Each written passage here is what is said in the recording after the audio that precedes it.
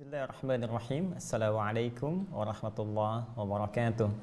Alhamdulillahi rabbil alamin. Wassalatu wassalamu ala rasulillahil karim Sayyidina Muhammadin wa ala alihi wa sahbihi wa dhurriyyatihi wa ummatihi ila yaumiddin. Wa ba'du. Faya ibadallah, usi nafsi wa iyyakum bitaqwallahi faqad fazal muttaqun. Fala tamutunna illa wa antum muslimun. Faqala ta'ala, ya ayyuhalladzina amanu taqullaha haqqa tuqatih wa la tamutunna illa wa antum muslimun. Saudara-saudariku, alhamdulillah berjumpa kembali di malam yang insyaallah mudah-mudahan senantiasa diberkahi oleh Allah Subhanahu wa taala, malam Jumat, dan semoga Allah menjadikan malam Jumat ini sebagai malam Jumat terbaik di antara sekian malam yang telah kita lalui. Pun demikian, seperti biasa kita awali jumpa kita di malam hari ini dalam kajian Aqsa Al-Quran Sunnah Solution dengan bermohon kepada Allah Subhanahu wa taala semoga Allah senantiasa berkenan menguatkan hidayah dalam jiwa kita untuk beriman sampai kita wafat menghadap Allah Subhanahu wa taala, dan semoga Allah berkenan mengikhlaskan seluruh amal ibadah yang telah kita tunaikan sampai dengan detik ini dan juga menerimanya. Dan tentunya seperti biasa kita berdoa kepada Allah Subhanahu wa taala untuk saudara-saudari kita yang sampai dengan detik ini belum beriman, belum bersyahadat. Semoga Allah kuatkan pada jiwanya untuk mampu memberikan bimbingan kepada lisannya agar bersyahadat sebelum ia wafat kembali menghadap Allah Subhanahu wa taala. Baiklah, kita akan lanjutkan kajian kita di malam Jumat dalam kajian rutin Aqsa Al-Quran Sunnah Solution. Kita masih dalam kajian ayat-ayat Allah Subhanahu wa taala yang tentunya tertuang dalam firman-Nya Al-Quran 30 juz yang telah kita tuntaskan pembahasan surah Al-Fatihah, dan kita telah masuk pada surah Al-Baqarah di pertemuan yang lalu. Kita telah masuki di ayat yang keempat, surah kedua, surah Al-Baqarah ayat yang keempat. Sebelum kita tajamkan bahasan kita mengenai ayat yang keempat di surah Al-Baqarah ini, saya ingin mengingatkan kembali bahwa pembuka surah Al-Baqarah menegaskan tentang dua hal penting yang mesti kita tanamkan dalam jiwa kita yang paling dalam. Pertama, jangan pernah meragukan kandungan Al-Quran. Jadi sebelum Allah menyampaikan detil firman-Nya, penjelasan dari atau rincian dari Al-Fatihah itu, Allah kembali menegaskan kepada kita, jangan pernah ragu dalam mengkaji, membahas, mendalami seluruh firman Allah ini. Sedikit saja Anda ragu, maka keberkahan, seluruh manfaat yang ada dalam Al-Quran yang dikaji itu, yang dibaca, yang dipahami itu tidak mudah kemudian untuk bisa dimaknai atau bahkan diamalkan dalam kehidupan. Dan tidak sedikit orang bahkan pandai bisa menghafalnya, paham isinya, tapi berat dalam mengamalkannya. Karena itu kaidah pertama, dzalikal kitabu la raiba fi, tanamkan dalam jiwa kita. Seluruh isi Al-Quran itu jangan pernah diragukan. Jangan diragukan otentisitasnya, validitasnya, jangan diragukan kebenaran informasinya, jangan diragukan mu'jizatnya, karena ia bersumber dari zat yang jauh dalam jangkauan kita, jauh dari imajinasi kita, tidak seperti yang kita bayangkan, dan tidak seperti dugaan atau bahkan tuduhan orang-orang yang tidak meyakini kenabian Rasulullah SAW sehingga menyoal Al-Quran, dan mereka pun saat ditantang oleh Allah untuk mendatangkan semisal Al-Quran namun tak bisa menghadirkannya.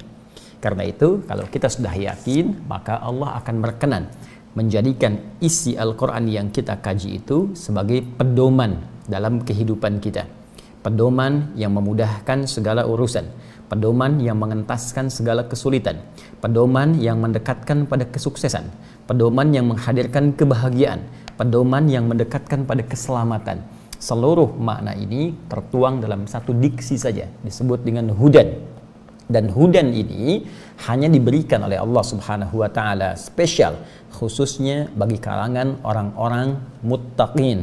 Ya, dzalikal kitabu la raiba fi hudal lil muttaqin.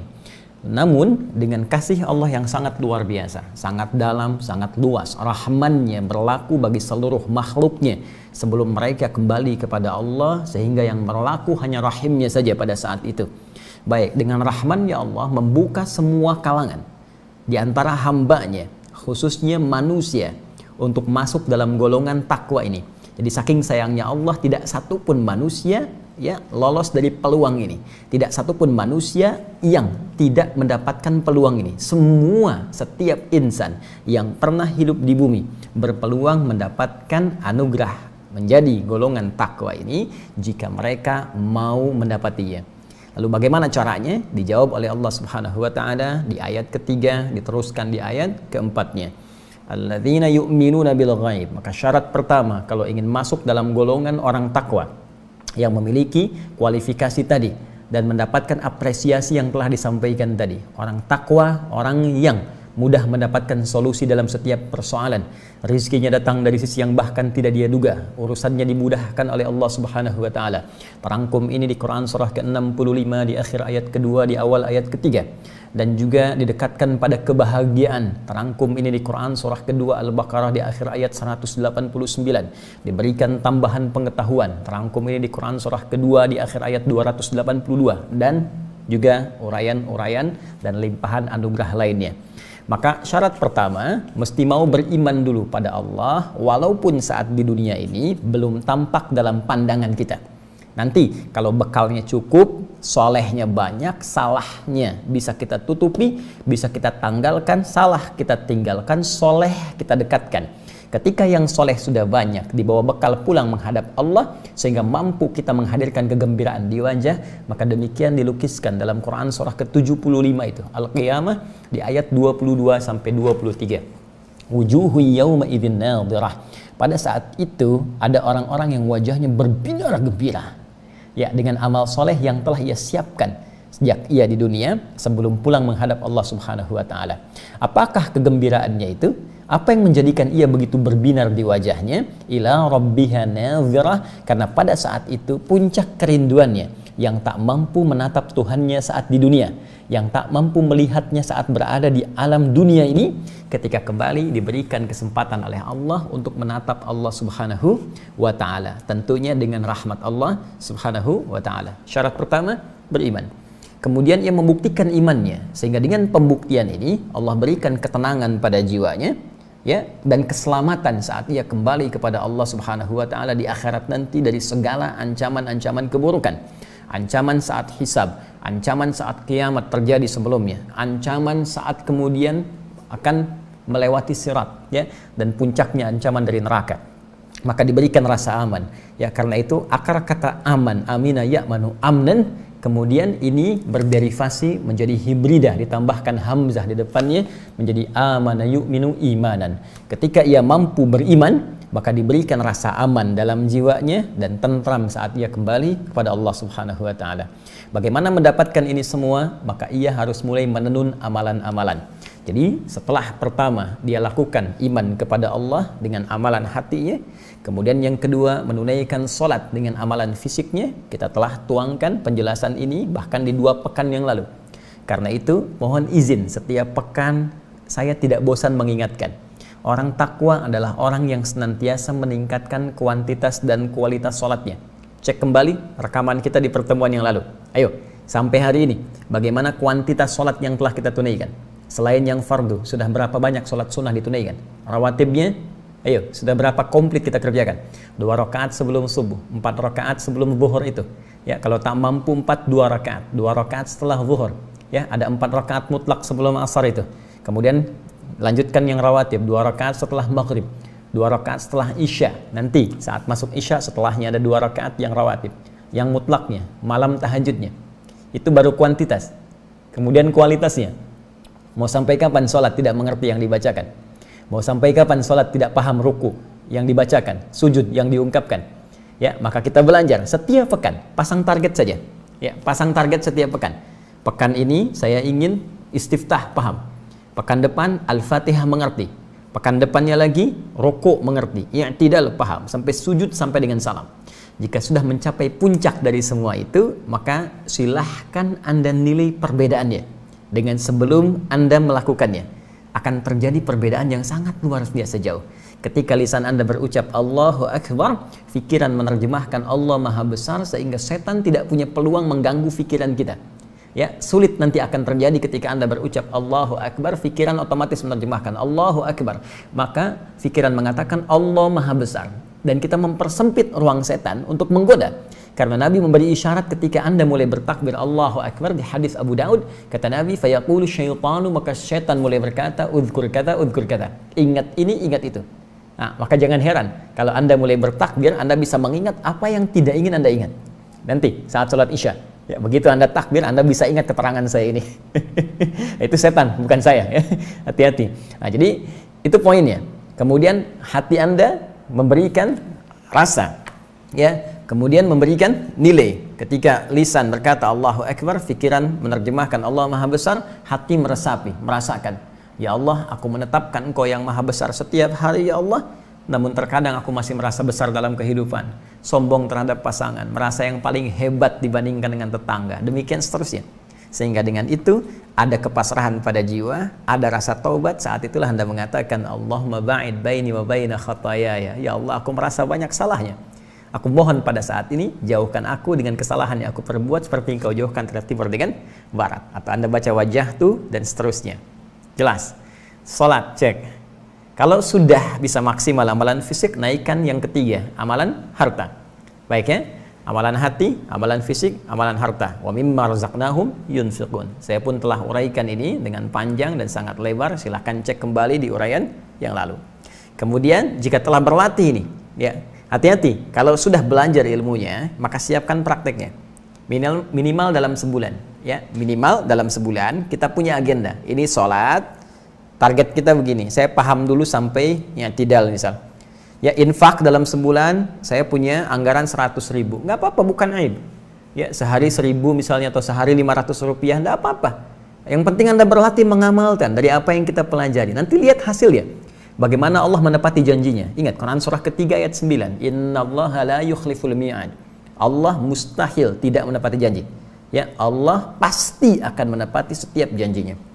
Nah, kemudian kuatkan semua itu. Jika Anda ingin mendalami bagaimana cara sholat yang baik, belajar dari orang-orang dulu dalam menguatkan sholatnya, termasuk dalam infaknya, dan mendalami detail semua itu, di pertemuan yang lalu kita upgrade ya instrumen takwa kita pada yang keempat, yaitu mengkaji, mendalami, mempedomani seluruh petunjuk yang Allah turunkan pada Rasulullah sallallahu alaihi wasallam.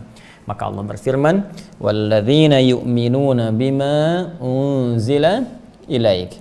Dan orang-orang takwa itu juga mampu meningkatkan kekuatan takwanya dengan meyakini dan mengamalkan. Ya, seperti saya terangkan di pertemuan yang lalu, masih ingat? Kalau ada kata iman berdiri sendiri, maka otomatis juga mengandung amal soleh di dalamnya. Karena rumus iman itu bersanding dengan amal. Al-imanu qaulun wa amalun. Kata-kata dan perbuatan. Ya, ingat ya, qaulun wa fi'lun, qaulun wa amalun. Kata-kata dan perbuatan. Keyakinan yang dibuktikan lewat perbuatan. Itu iman. Nah, walaupun nanti kata imannya berdiri sendiri, tetap amal solehnya itu bersanding. Walaupun tidak disebutkan, ini menunjukkan kebiasaan. Kalau sudah biasa, nggak perlu disebutkan perbuatannya. Maka apapun bisa dikerjakan sepanjang itu soleh. Jelas ya?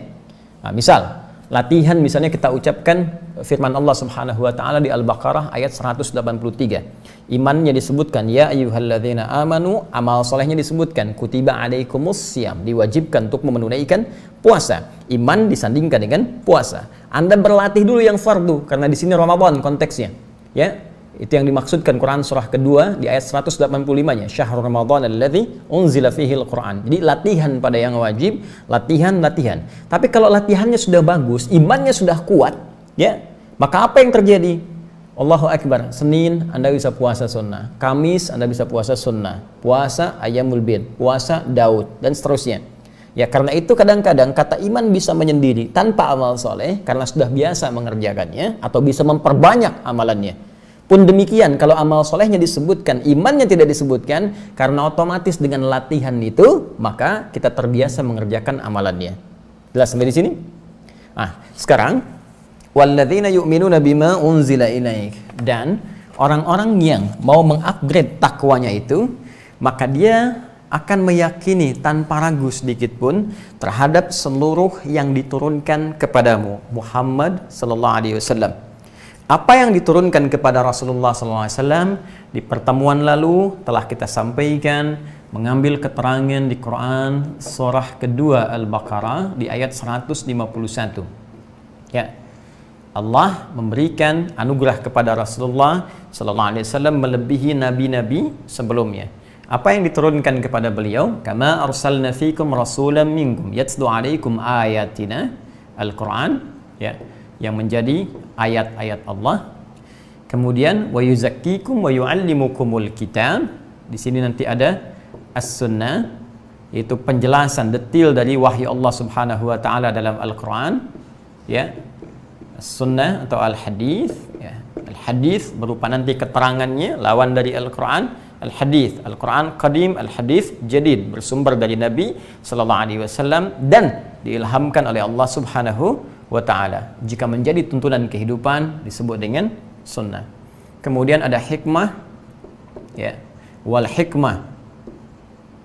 Hikmah saya pernah sampaikan bisa terbagi kepada dua bagian.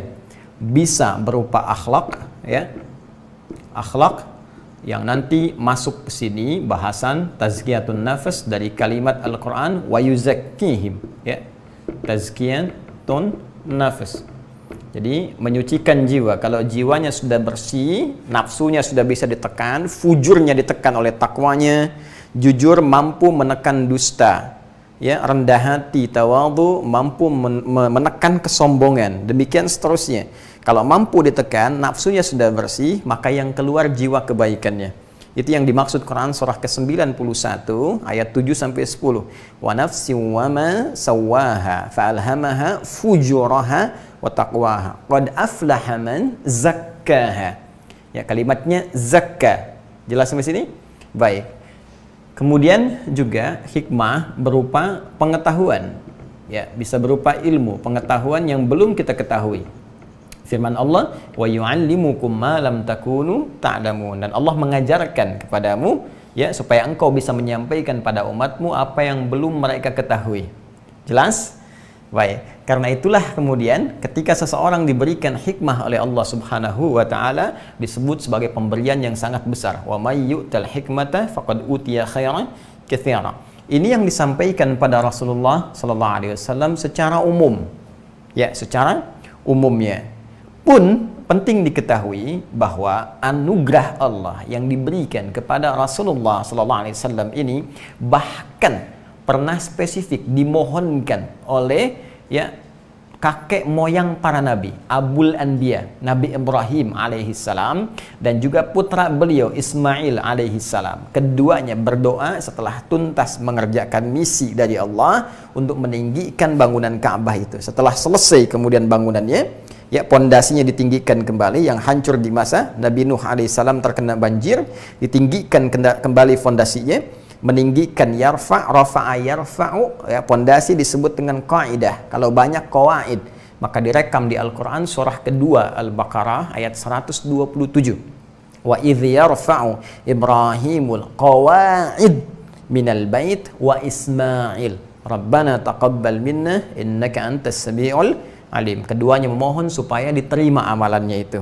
Namun setelah itu di ayat 129 khususnya, kemudian keduanya berdoa, Rabbana wab'ats fihim rasulam minhum yatlu alaihim ayatina, ya, wa yuzakkihim wa yuallimuhumul kitaba wal hikmah. Ya, perhatikan, wa yuzakkihim innaka antal azizul hakim.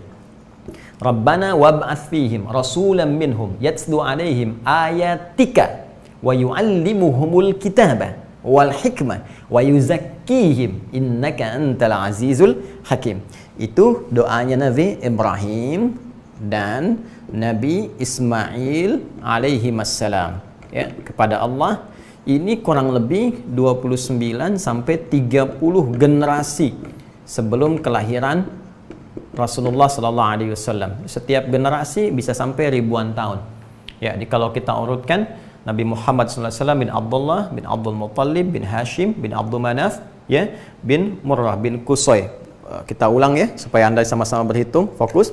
Muhammad sallallahu alaihi wasallam bin Abdullah bin Abdul Muttalib bin Hashim bin Abdul Manaf ya bin Murrah bin Qusay bin Kilab bin Ka'ab bin Ghalib bin Fihir bin Malik bin Nadar bin Kinana bin Khuzaimah bin Mudrikah bin Ilyas bin Nizar bin Mudar bin Ma'ad bin Adnan bin Addi bin Adri bin Muqawwam bin Nahur bin Tarikh bin Ya'rub bin Yasjub bin Nabit bin Ismail alaihissalam bin Ibrahim alaihissalam.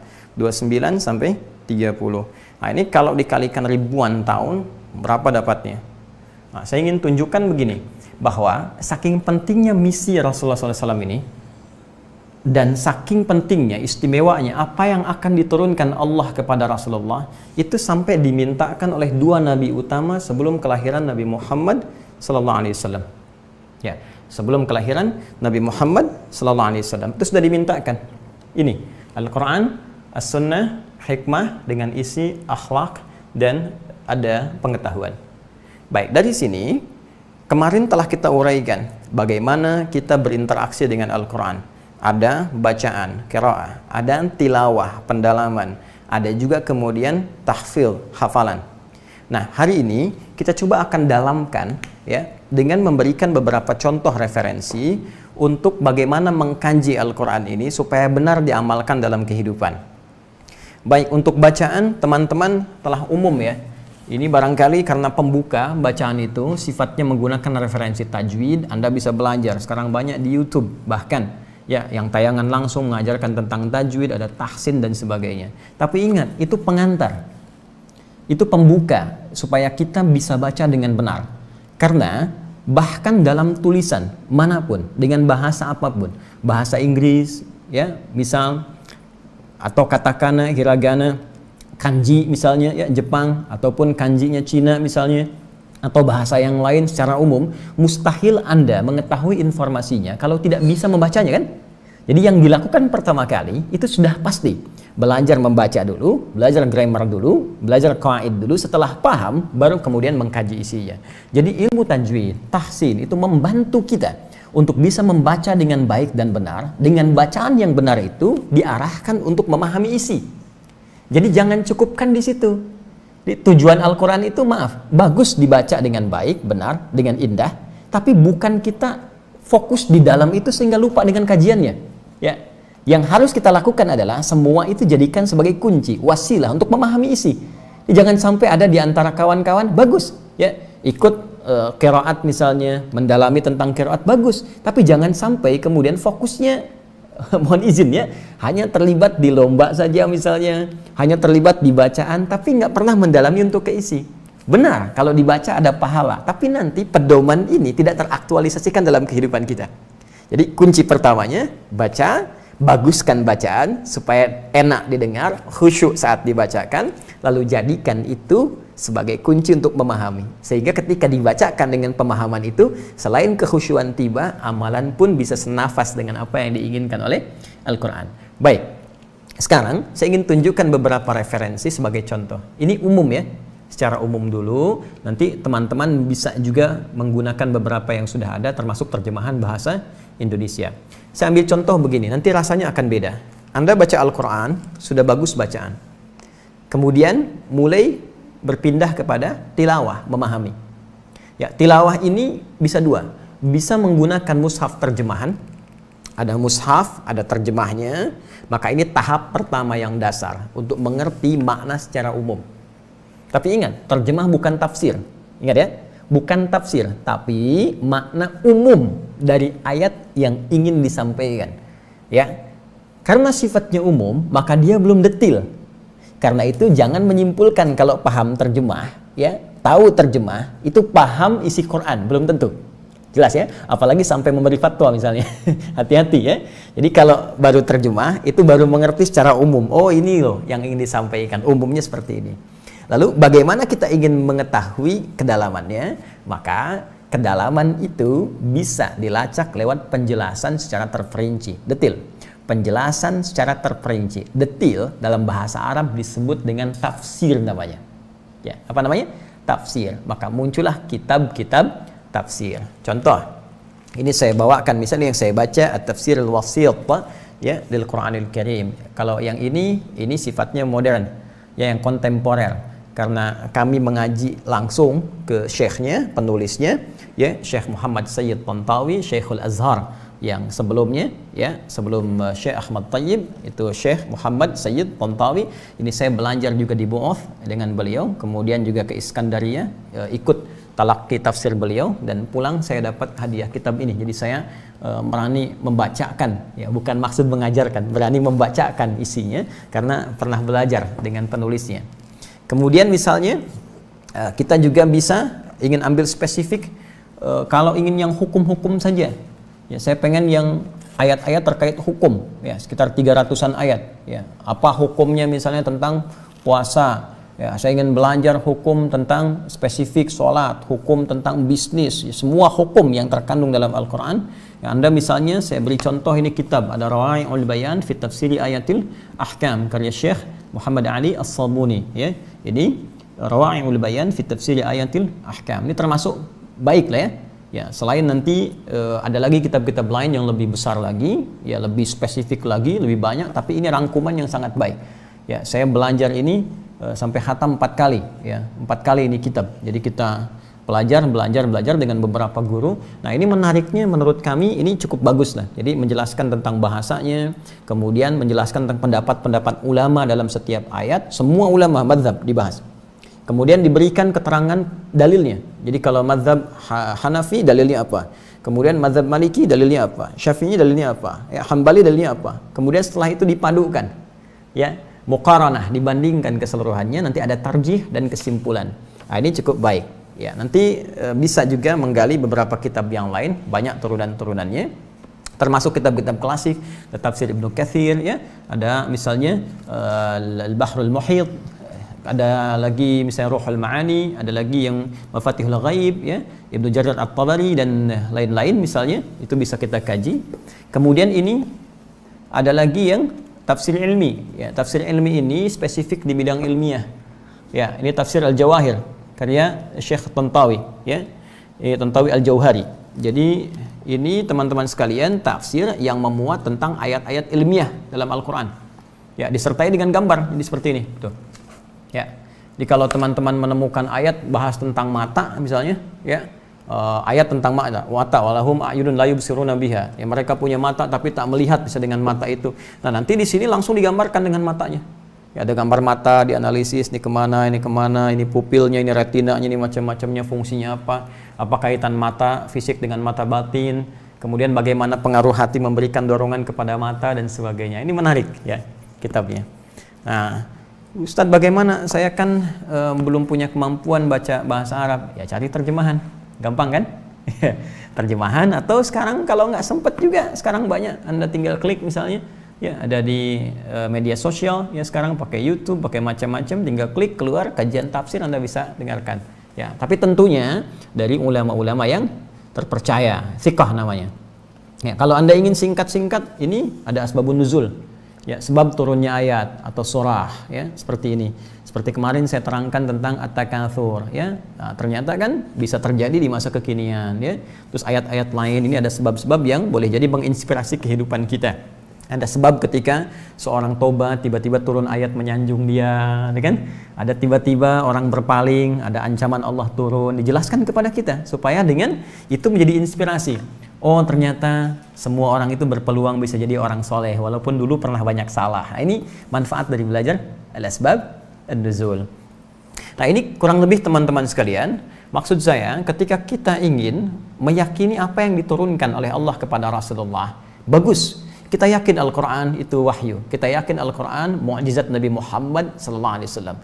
Kita yakin Al-Quran adalah tanda Allah untuk bisa menunjukkan kerasulan Nabi Muhammad SAW. Tapi lebih daripada itu, ingat baik-baik, semua itu diikat dengan kalimat hudan. Hudal lil muttaqin. Instrumen takwa itu adalah pedoman Allah yang diberikan kepada semua orang takwa.